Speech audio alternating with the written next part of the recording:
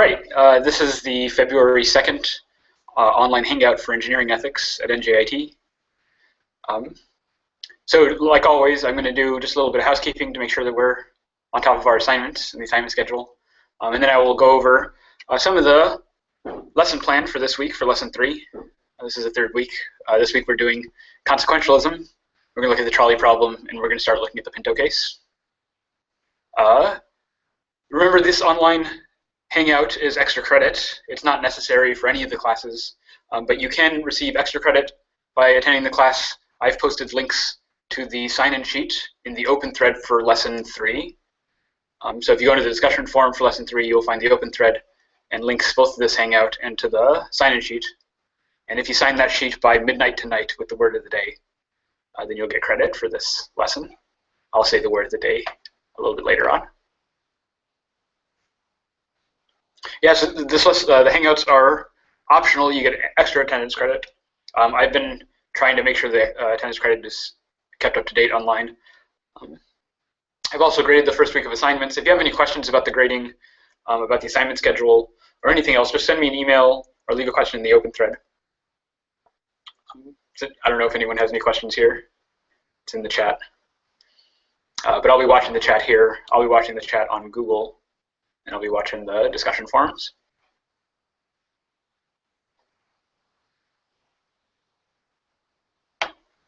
I guess I'll say that I've been pretty happy with the discussion that I'm seeing online. There are obviously students who are putting a lot of effort into their posts, both the video posts and the written posts. I've been seeing some independent research, a lot of additional examples beyond the ones that I've offered in my own lessons, and that makes me happy. That shows that you're thinking about the issues and that you're putting time into the course, which is what I'm looking for. All right, so let's just jump into the lesson then. Let me share the screen. Okay, so yeah, so we're on lesson 3 now. Title of this lesson is Ethics and Consequences, and we're going to start talking about the Ford-Pinto case on this lesson. We're actually going to be spending 3 weeks talking about Ford-Pinto case. This week is just the introduction to the case, and we'll be reading the Mother Jones article, Pinto Madness, from Mother Jones. This was published back in 1977, and this is what really started off the whole controversy around the Pinto. We can decide whether that controversy was warranted. But so we're going to read that, and then we're going to talk about the trolley problem, which is a classic problem in consequentialism. Consequentialism is the first of our big 3 ethical theories. We're going to talk about deontology soon enough, and then virtue ethics is the last of our 3 ethical theories. But consequentialism is the first one. In some sense, it's the easiest one to remember, the easiest one to think in terms of. It'll seem common to a lot of you. So we're introducing consequentialism. We're also introducing the Pinto case. Like I said, we'll be talking about the Pinto case for the next 3 weeks. This is just the introduction where we read Pinto Madness. Next week in lesson 4, we're going to be listening to Dennis Gioia. Dennis Gioia wrote this article, Pinto Fires and Personal Ethics. Gioia was the field recall coordinator in charge of issuing recalls at Ford during the Pinto controversy.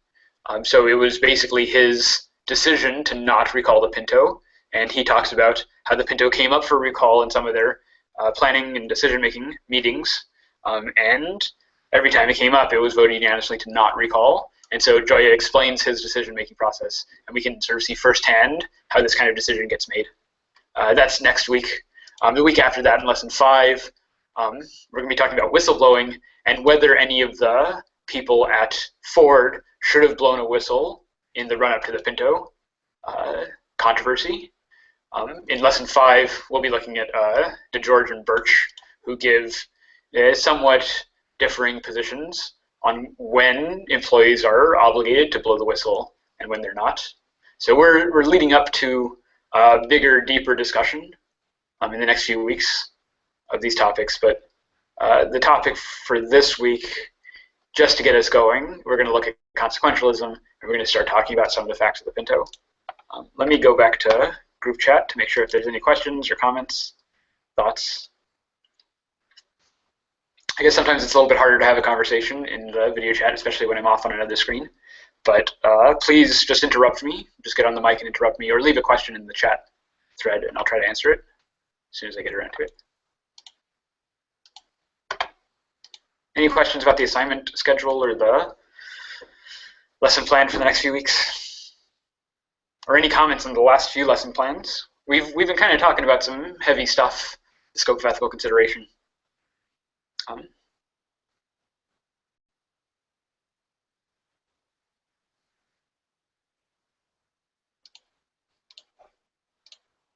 right, no one's biting. So I'm going to go back to the lesson plan.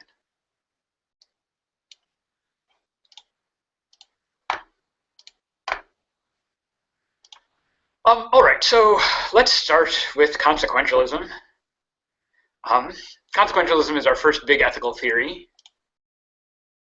It's a fairly old ethical theory. Consequentialism is essentially concerned with the consequences of our actions.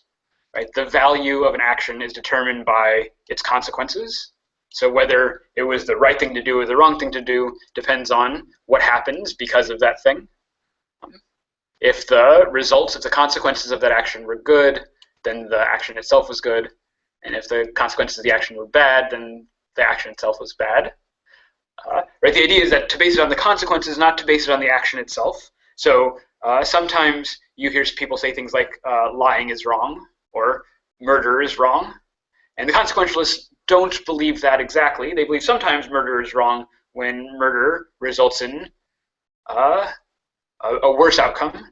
But maybe sometimes murder is okay if it results in a better outcome, right? So if you're being attacked by someone who's trying to murder you and you kill them in self-defense, maybe they're trying to murder you and your family and you kill them in self-defense. Well, you're killing one person, but you're saving the lives of everyone in your family. And maybe that's the better option than that person killing you and your whole family, right? So in that case, killing would be the right thing to do because the consequences are better. This gets associated with things like the ends justify the means, the ends being the results and the means being how we get there. In consequentialist theory, it's the ends that are where the values come from. Right? We're looking at the results of our actions, not just the actions themselves, but the results of these actions.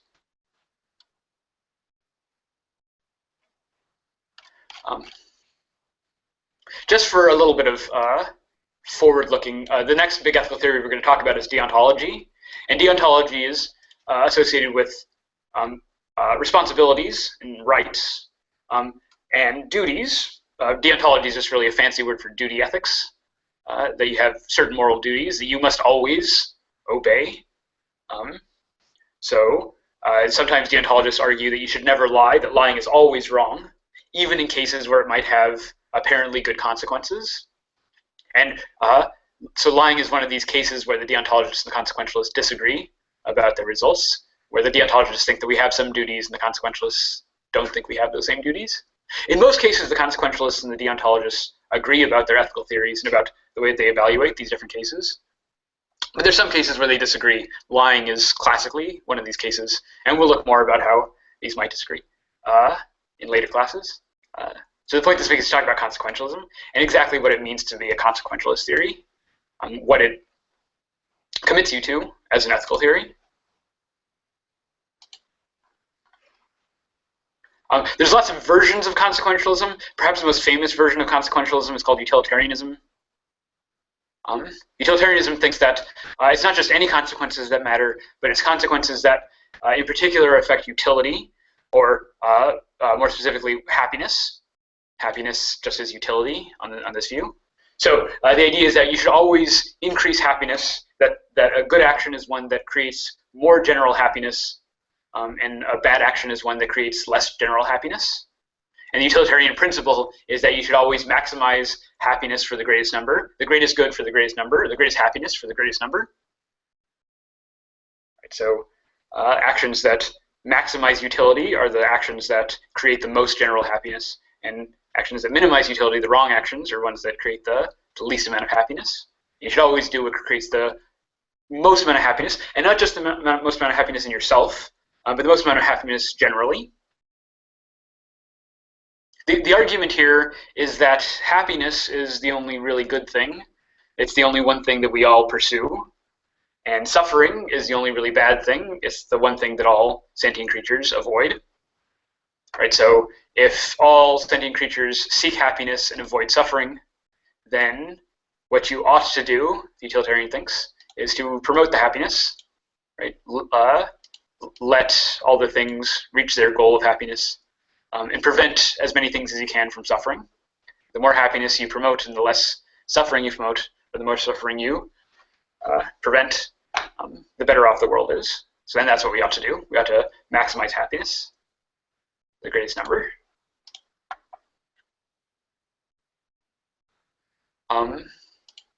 Just going back to the chat, Kevin says sometimes it leads to happiness. I'm not sure what you're referring to there. Sometimes what leads to happiness?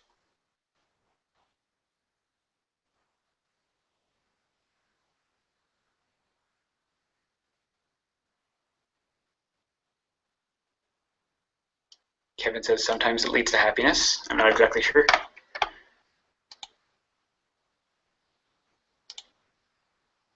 Sometimes suffering leads to happiness. I hope he didn't mean sometimes murder leads to happiness, because that would be troubling. He says no, not murder.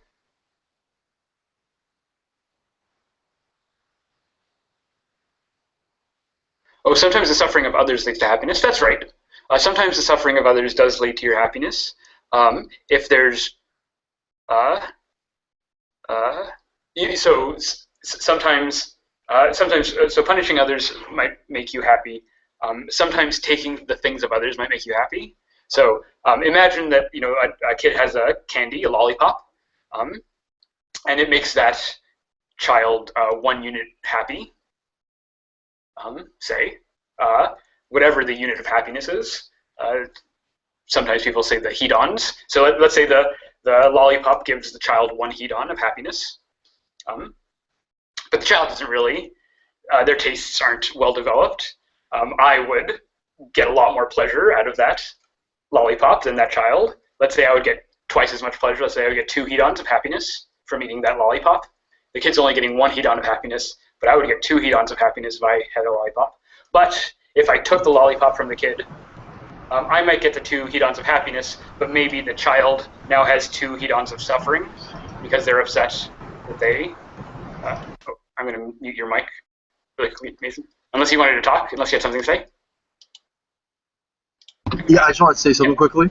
Yeah, I had an example of the suffering. Like one example could be someone killed a family member, and then he's about to go to jail for it. So his suffering is going to lead to your happiness. Mm-hmm.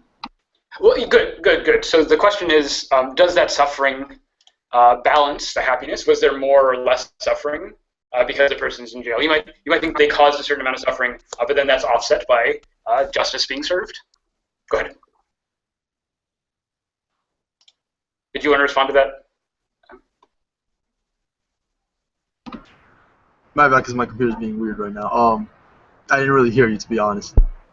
Oh, I was just going to say that, yeah, so the issue is whether the punishment offsets the suffering initially caused, right? So the person caused some suffering by murdering your family member, but then maybe you feel relieved when justice is served and they go to prison. And does that offset? Probably not in that case. So on the whole, it was a bad thing, right? And the way that the consequentialists think about it is this sort of offset, this sort of tally keeping of how much pleasure is caused versus how much suffering is caused. And if on the whole more suffering is caused, then it's a bad thing. On the whole more pleasure is caused, it's a good thing. Sometimes the pleasure might cause some suffering also, but if on the whole more pleasure is caused, then it was a good thing. I can agree with that. Yeah. I think in the case of murder, it's probably going to be a bad thing even if justice was served. Right? Even if the person goes off to jail, it would probably have been better if your family member was never murdered in the first place. That is true. Yeah. Yeah, it doesn't make up for the suffering. Someone else says that in the chat. Good. Yeah, so the big point here is that consequentialism is this sort of tally keeping of pain versus pleasure. And people in the chat keep raising this point that sometimes what causes one person pleasure might cause another person suffering. That's absolutely correct. And so it can sometimes get very complicated for how do you tally up all the suffering versus the pleasure. I'm gonna mute. So I'm sorry. I should not mute people when they might have something to say.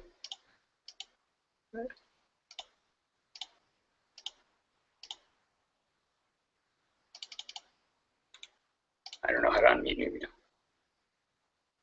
Isn't that the reason we create the justice system? Is to balance out the suffering? Potentially.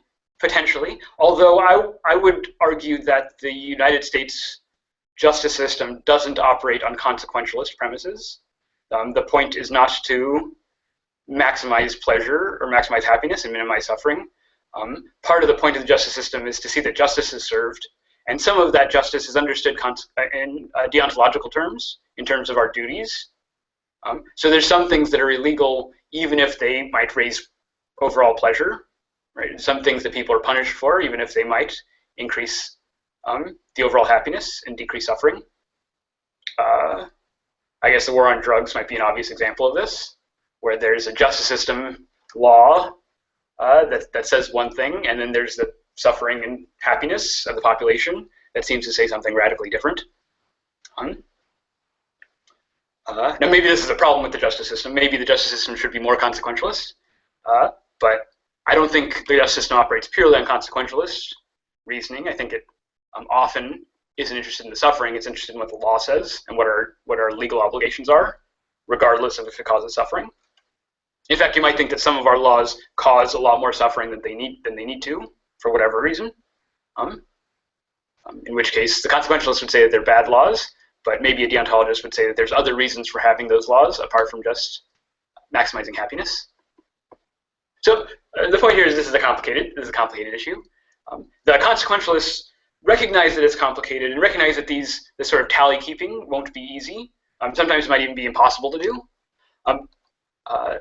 The point here is not to use this to make decisions, because you might not always know what's going to happen in the future. You might not always know what the best actions are or what the best consequences will be.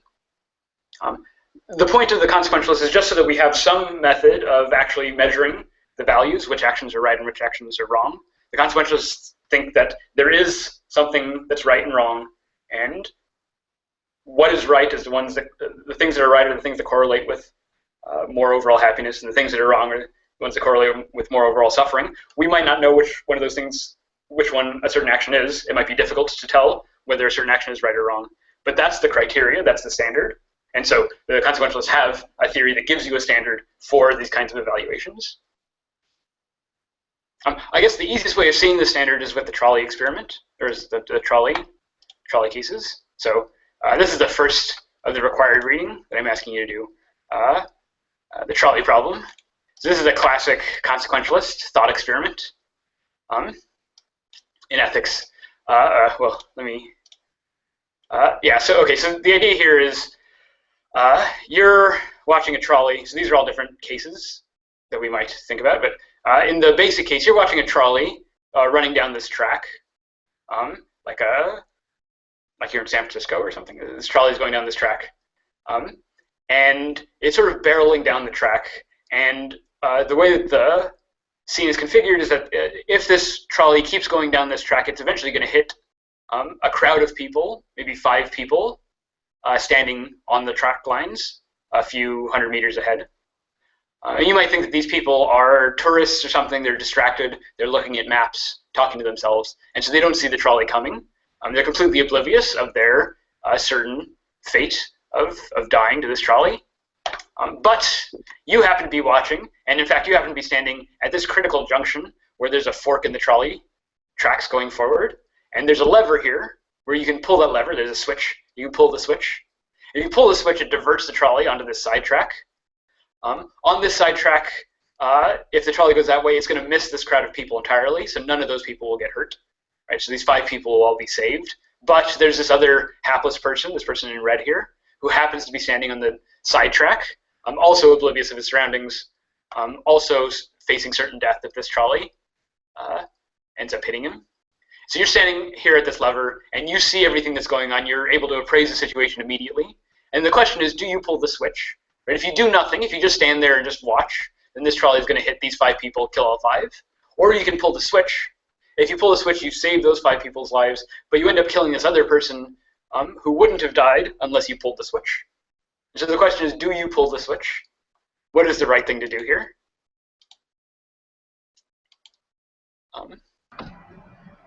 I feel. Yeah, go ahead. I feel like in this situation, that since it's very rare to be in the situation in the first place, you're just gonna go. Sorry about that. Okay. You're gonna react off your instincts, and I think that is to pull it. Just like this is such a critical situation. You're not gonna have time to think and process. You're just gonna do it instantly. And you think your immediate impulse is to pull the switch? Yeah. Why do you think that is? Just because you're gonna see, a crowd of people, so you're gonna think of more lives, more family members are gonna be affected. When it's just that one person, so there's less, aftermath. Good, good. It's interesting that you think the immediate impulse is to pull the switch, as opposed to the immediate impulse is to do nothing. Well, it depends on the person. Like for me, it would be to pull it. Yeah, that's a good point. People are going to have different reactions. People are going to appraise the situation differently. And here you're seeing some of the complications of this kind of experiment. You're right, it's implausible. It's kind of an extreme example. But it highlights the consequentialist reasoning, I think, very well. So remember, the consequentialists think that the way that you evaluate an action, as good or bad, is how much happiness does it cause? And if you pull the switch, right, you're only killing one person as opposed to letting 5 people die. So the consequentialist is going to agree with the assessment from Mason. Is going to agree with the assessment from Mason that killing one person is better than 5 people, where you're causing less suffering by killing the one person. So the consequentialist is going to agree that you ought to pull the switch. That is the right thing to do, even though when you do it, you're killing someone who wouldn't have died otherwise. Right? And it's your choice to do that. The consequentialists still think it's the best decision because there's less overall suffering that's caused. Okay, so now we're going to complicate this a little bit. There's lots of different ways of complicating this, but one of the most famous is the fat man scenario.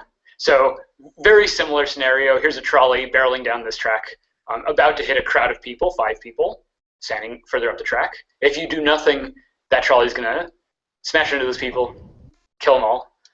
Not only that, but in this case, there's no side track that you can divert them onto.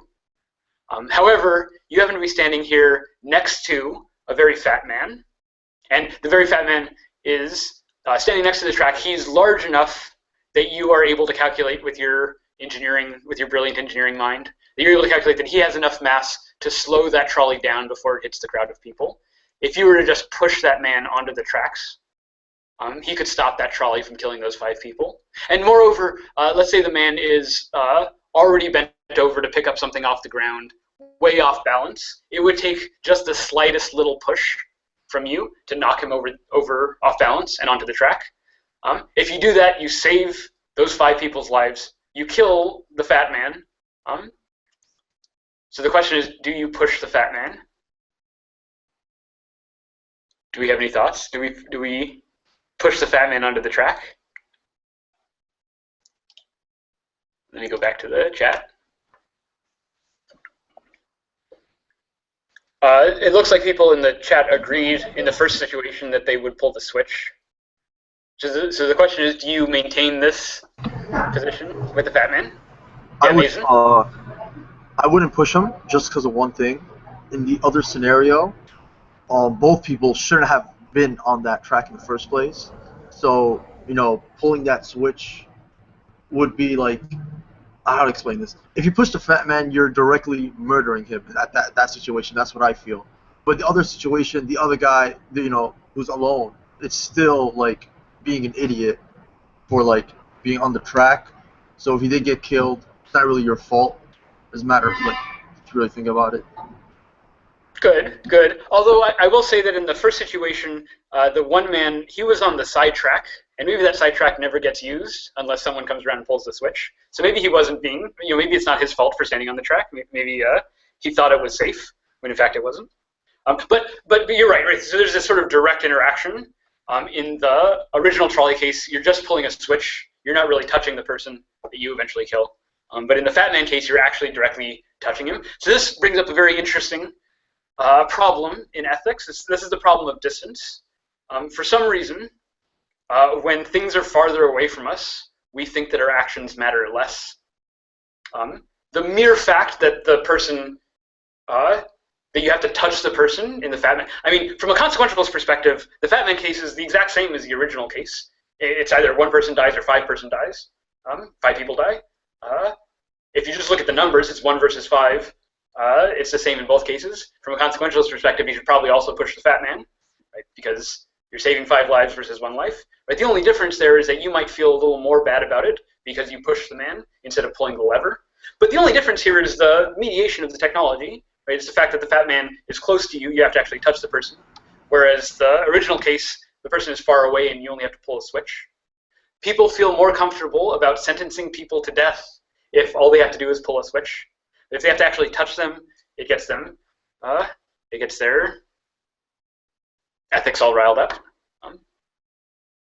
It's kind of like with white-collar crime. Like, yeah, it could do just as much damage as like maybe killing someone, but because you're not physically interacting with them, it has less of a psychological effect on you. Yeah, yeah. And this psychological effect is going to become very important. In fact, over the next couple of weeks, we're going to look at how the psychological pressure, especially of being in a competitive business environment, it can put a lot of pressure on people to make decisions that they wouldn't otherwise, and that they would never make those decisions in any other context. But because they're in that business world where there's a lot of pressure on them to perform, they end up making choices that even go against their own personal value systems. And we're already starting to see a little bit of this in the trolley example. Yeah, it feels, someone in the chat, Mina says, it feels more like murder when you have to push the Fat Man, when you have to come in contact with the person. Good, and notice that's just a feeling, right? In both cases, the person ends up exactly the same amount of dead, right? They're both dead in exactly the same way, right? The only difference here is the feeling that you have, and notice that you have a less strong feeling of killing the person, the more distance you have between the person and yourself. Again, this is incredibly important, especially in an engineering ethics class, where you might be designing products or services or tools, and you never see the customer that eventually uses them. Right? They might be at a long chain of users away from you, and so that's going to create a lot of distance, and you might miss this feeling of importance, the ethical obligations that you have to these people way down the line. It's how they're dying. That's right. Mina says part of the difference is how they're dying. That's right. And one of the distinctions that the ethicists talk about in this case is the distinction between killing and letting die. If I'm pointing a gun at someone and I pull the trigger, I'm killing that person in the sense that I'm directly acting on that person's life. But maybe in the first situation when I push the person on the similarly, when I push the Fat Man on the track, maybe I'm directly killing that person, directly intervening on their life. But maybe when I pull the switch and it kills the person on the side track, maybe that's not a direct intervention. Maybe in some sense, I didn't kill that person. I just diverted the track, and it's that own person's fault for being on the road or being on the track. If that person was on the track a few miles ahead and I didn't see them there, I might not be as responsible. You might also think that I'm not really responsible for the 5 people, even though all it would take would be to pull the switch to save those 5 people's lives. I'm not killing them by not pulling the switch. I'm not doing anything actively to hurt them. I'm, in some sense, letting them die. I'm just sort of stepping back, raising my hands and not doing anything. Right. So this intervention of letting die is different from intervening to kill. Because if you have the chance to save 4 people's lives, isn't it your duty to save them? Good. Good. And you see, you notice that you phrased the question in terms of duty, in terms of what your obligations are, regardless of the consequences, right? That there's the right thing to do, independent of what the consequences are, independent of how many people's lives get saved. Good. I think we're getting the point. Does anyone else have comments on the trolley case? There's lots of variations in the trolley case.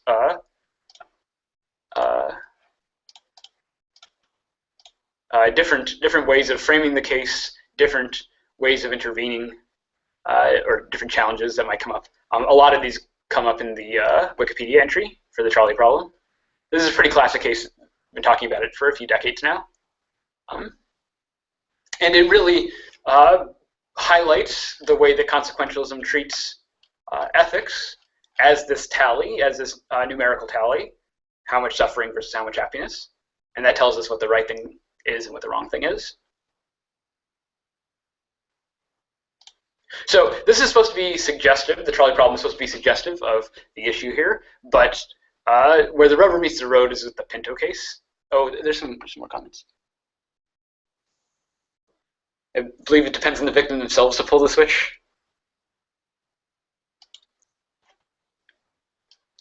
Kevin says, I believe it depends on the victim themselves to pull the switch. So this is an interesting response, especially coming from coming in an engineering class.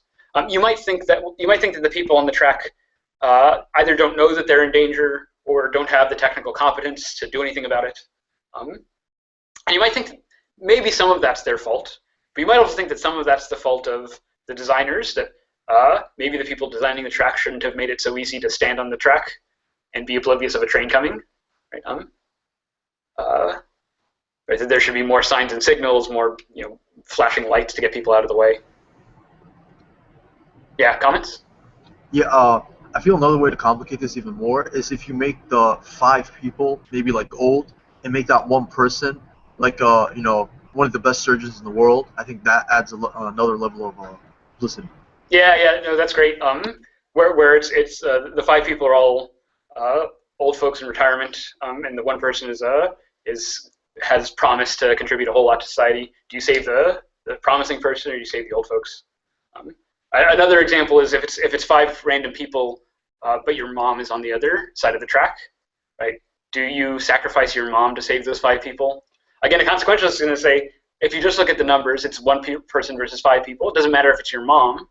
What matters is how much suffering is going to be caused. And the only reason that you might decide differently here is because you have a special relationship with your mom that you don't have with these 5 other people, and that changes your investment in the decision. Yeah, or if the one person were, if one person was Hitler, and the 5 people were Nobel Prize winning scientists or whatever, right? There's all sorts of ways that you can complicate this situation. Hopefully, you talk about some of these variations of the trolley experiment in the discussion forum. Not only are these variations interesting, but they've also done a lot of psychological experiments to see how people make decisions, especially to see how people make ethical decisions. So there's lots of interesting work here. But just to get the rubber to meet the road, that this isn't just supposed to be an idle thought experiment, but this is supposed to be similar to situations that you're going to actually encounter in the business world. So the best example of this is the Ford Pinto case. So let me go ahead and show you some of the Ford Pinto. Let me see if I can do this. Okay.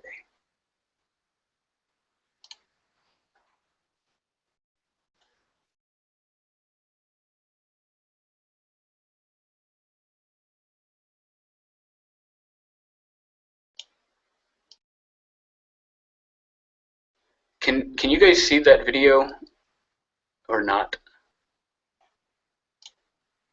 Yes, the video is playing for you? Yes, okay, good.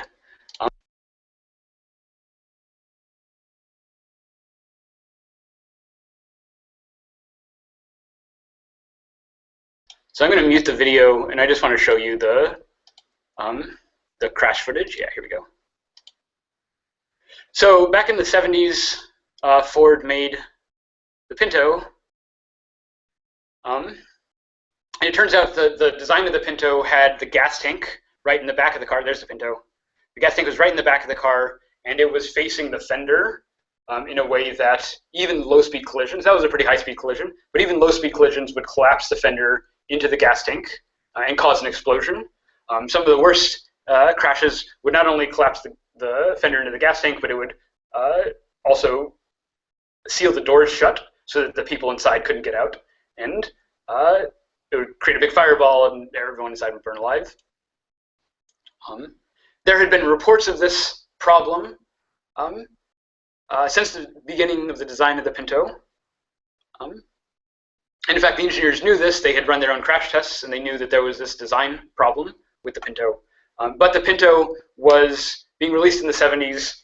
You know, at the beginning of the oil crisis, there was also a bunch of other compact cars being released at the same time. The Volkswagen Bug.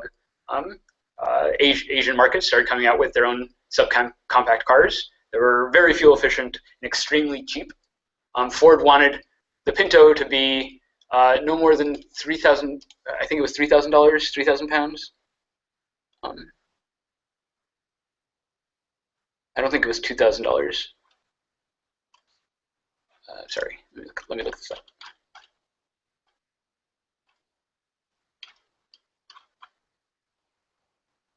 Yeah, 2,000 pounds, $2,000. Yeah, so they wanted no more than 2,000 pounds, $2,000 for the vehicle.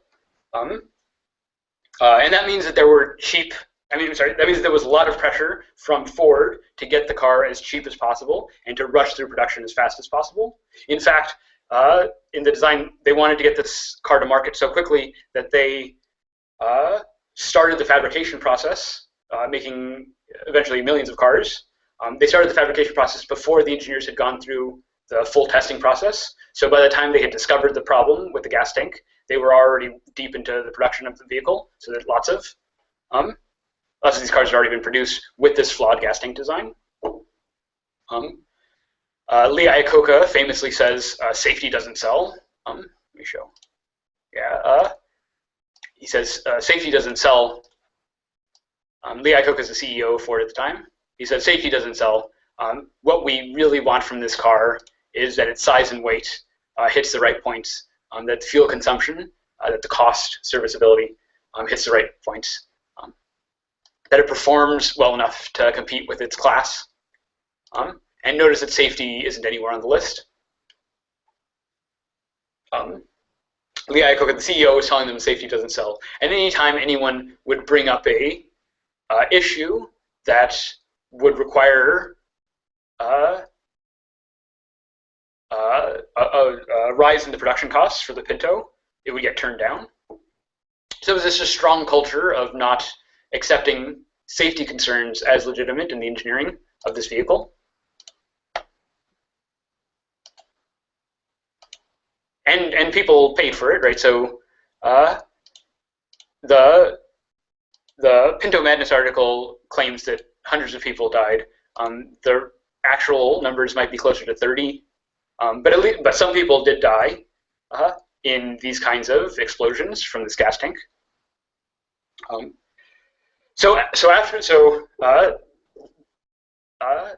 These cars were exploding, but there wasn't really much attention to it until this Mark Dowie article comes out. Mark Dowie is writing for Mother Jones, 1977. The Pinto had already been around for. Pinto came out in 1971, so it had already been around for a while. But in 1977, Mother Jones prints this article, and it, among other things, talks about the decision-making process for changes to the design. Yeah, not weigh an ounce over 2,000 pounds and not cost a cent over $2,000. And here's the claim from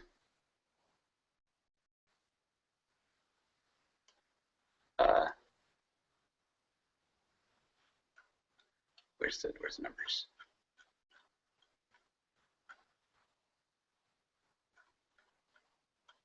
Oh, I don't know where are the numbers.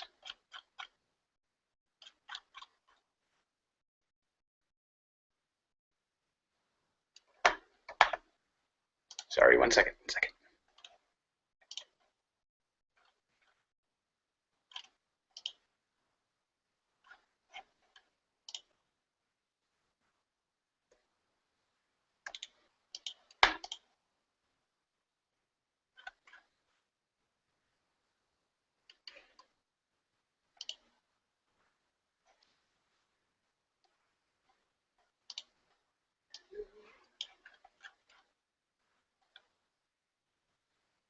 Yeah, here are the numbers. So this is from the Mark Dowie article. Oh, sorry. Here we go. Yeah, this is from the Mark Dowie article. Pinto fires and personal ethics.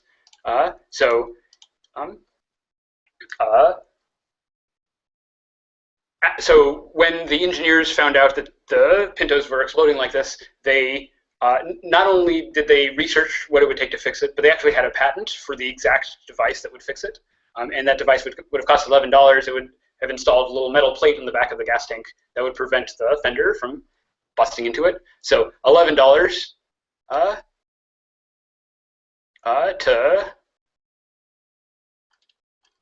it would cost $11 to fix the part.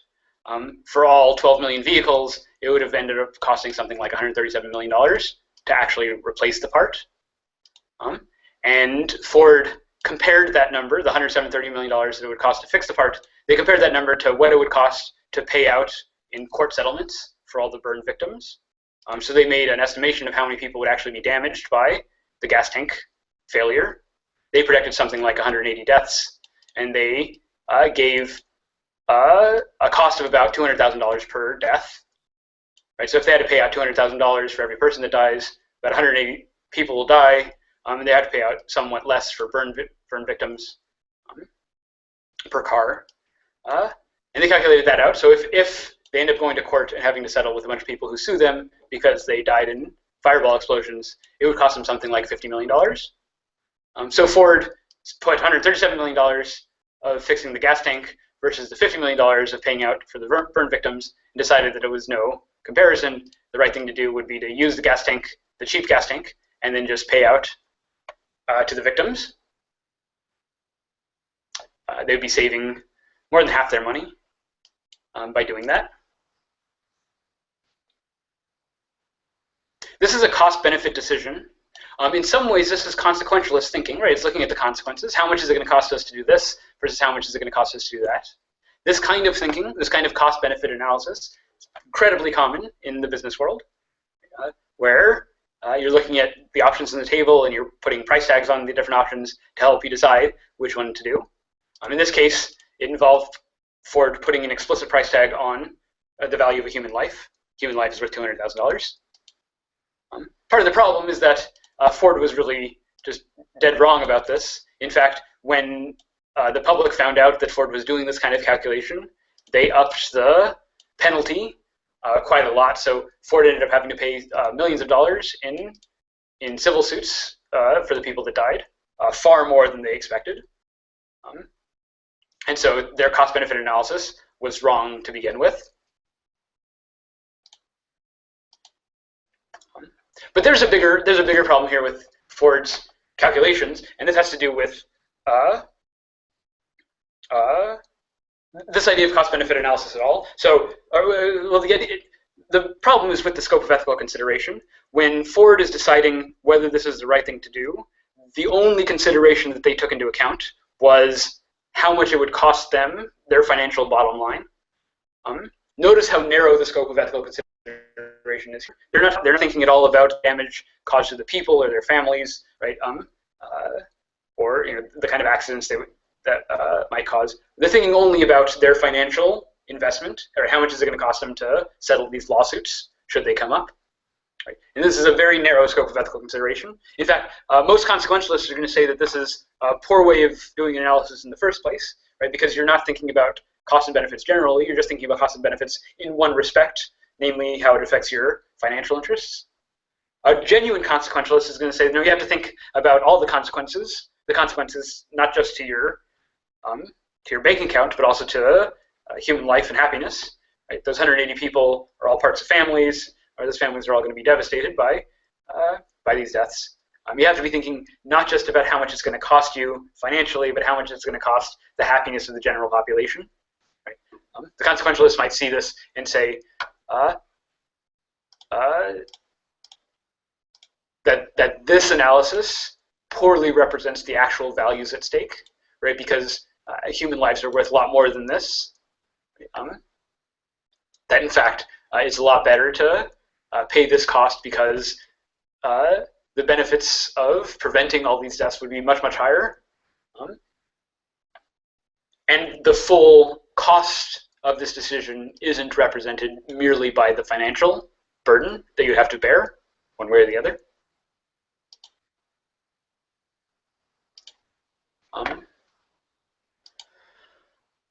Okay, let me go ahead and stop there. I don't know if anyone has any thoughts about the Pinto case. Like I said, we're going to be talking about this Pinto case for the next 3 weeks.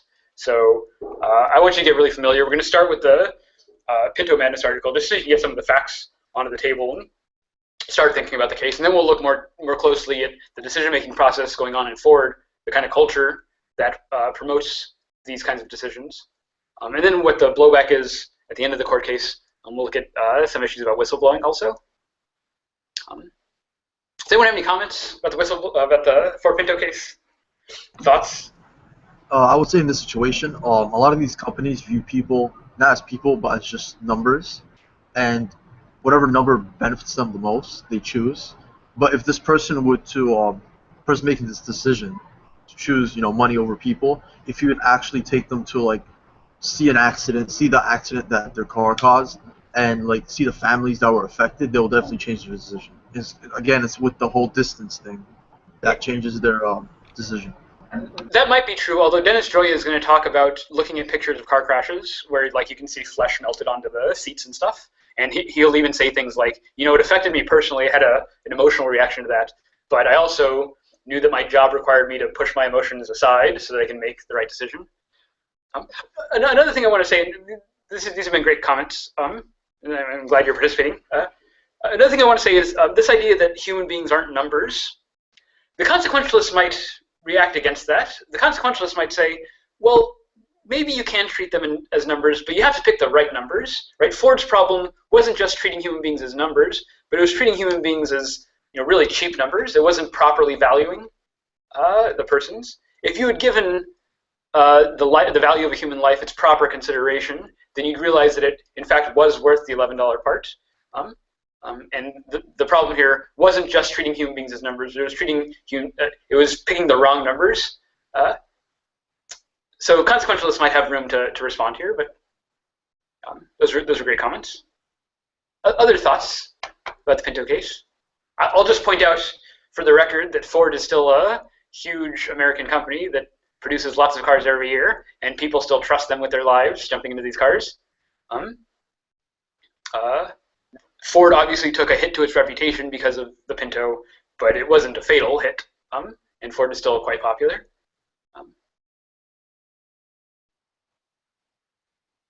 Other thoughts, questions? Oh, I didn't give you a word of the day. The word of the day is consequentialism. So go ahead and go online. Here, I'll put that up on the thing. Go ahead and go online and fill out the sign-in sheet with the word of the day.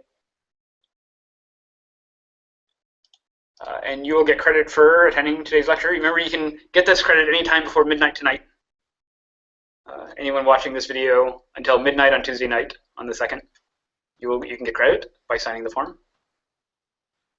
Any other questions or comments before I go? All right, thanks a lot. Great discussion, everyone, today. I will see you next week.